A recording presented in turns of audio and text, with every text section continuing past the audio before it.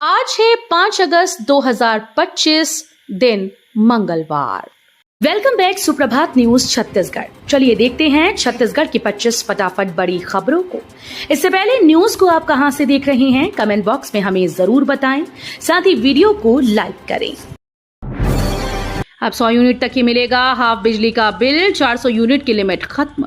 छत्तीसगढ़ में भूपेश सरकार के समय शुरू हुई हाफ बिजली बिल योजना में साई सरकार ने बदलाव किया है।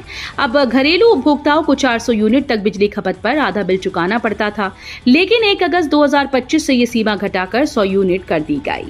यानी अब केवल उन्हीं उपभोक्ताओं को हाफ बिजली बिल की छूट मिलेगी जिनकी मासिक खपत 100 यूनिट या उससे कम है। नए शिक्षकों की नियुक्ति प्रक्रिया जल्द होगी शुरू, जानिए कितने पदों पर होगी भर्ती।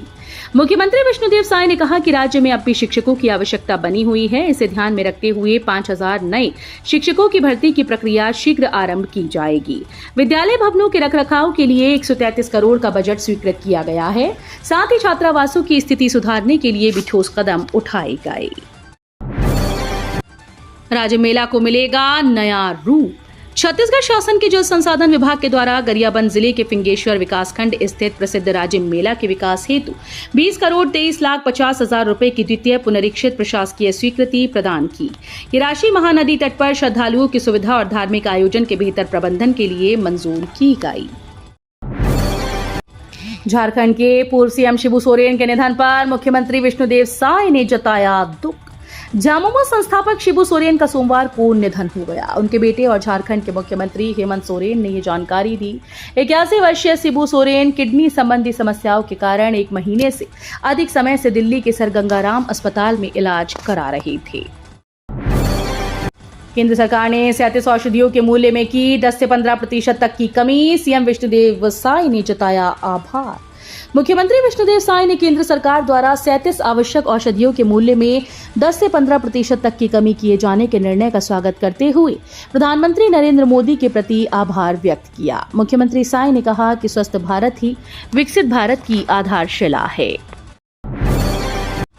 50 पदों पर भर्ती, बेरोजगार युवाओं को मिलेगी नौकरी, 1 दिवसीय प्लेसमेंट का आयोजन।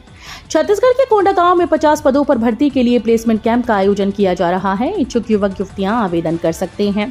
जिला कोंडागांव और अन्य जिले के शिक्षित युवक युवतियों के लिए कार्यालय जिला रोजगार और रोजगार मार्गदर्शन केंद्र तथा मॉडल करियर सेंटर कोंडागांव के द्वारा 6 अगस्त दिन बुधवार को लाइवलीहुड कॉलेज जिला कोंडागांव में पूर्वाह्न 11 बजे से अपराह्न 3 बजे तक 1 दिवसीय प्लेसमेंट कैंप का आयोजन किया जा रहा है।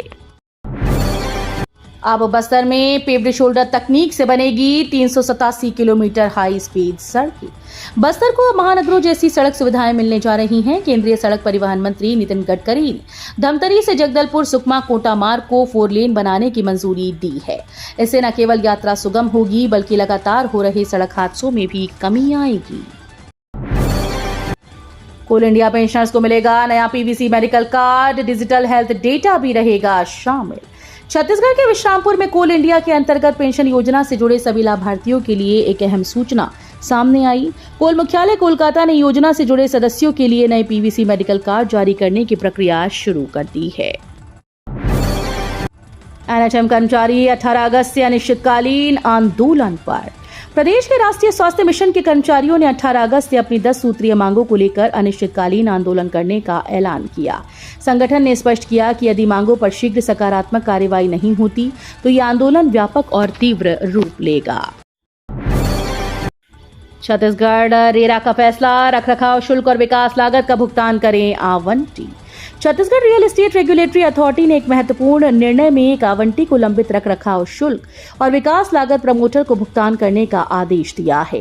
ये फैसला उन आवंटियों के लिए चेतावनी स्वरूप है जो बार बार सूचना देने के बावजूद अपने वित्तीय दायित्वों से बचते रही हैं।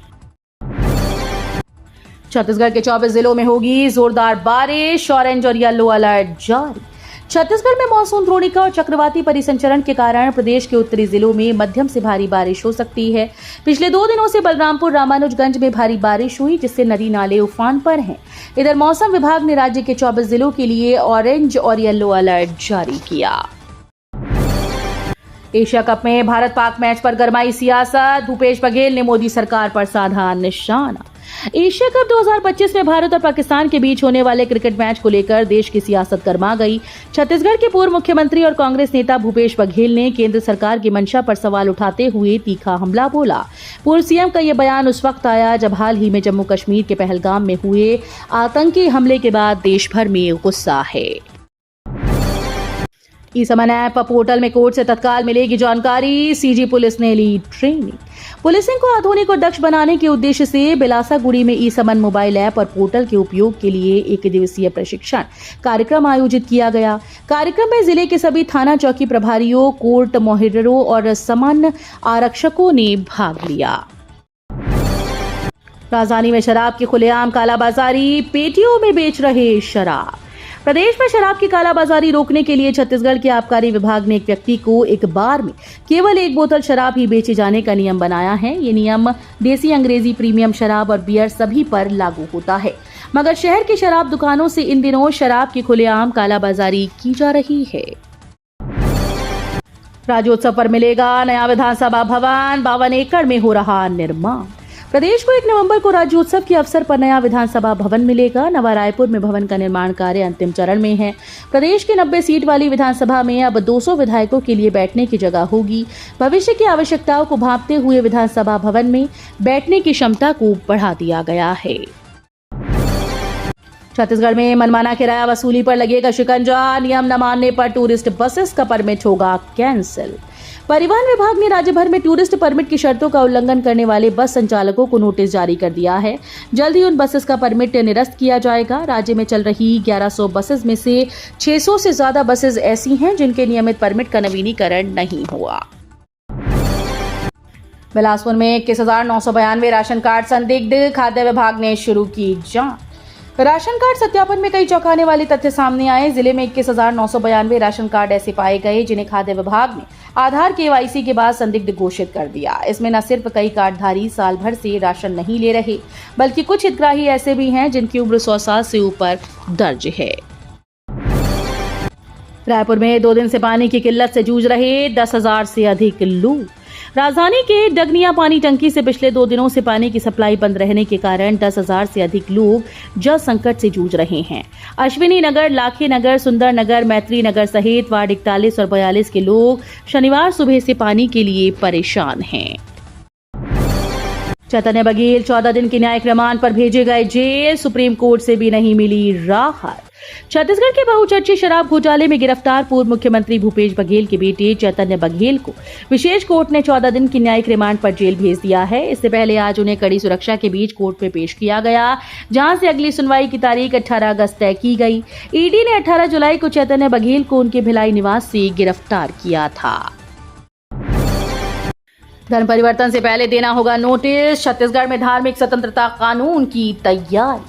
छत्तीसगढ़ में अब धर्म परिवर्तन का रास्ता आसान नहीं रहेगा। राज्य सरकार एक ऐसा कानून बना रही है जिसके तहत किसी भी व्यक्ति को धर्म परिवर्तन से 60 दिन पहले प्रशासन को लिखित सूचना देनी होगी।